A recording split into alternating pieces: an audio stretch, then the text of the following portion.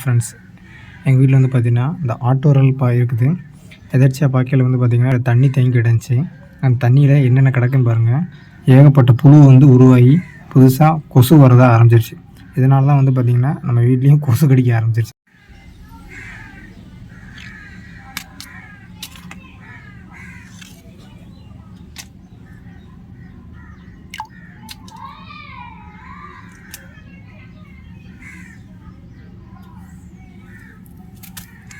உள்ளக்க பார்த்திங்கன்னா நிறைய தெரியும்.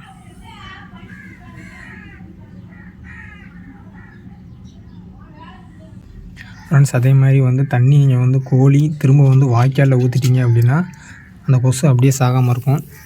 அதனால் என்ன பண்ணுறோம் அப்படின்னா, இப்படி தெருவில் ஊற்றி விட்டிங்க அப்படின்னா அது காஞ்சு அந்த புழுவெல்லாம் செத்து போயிடும்.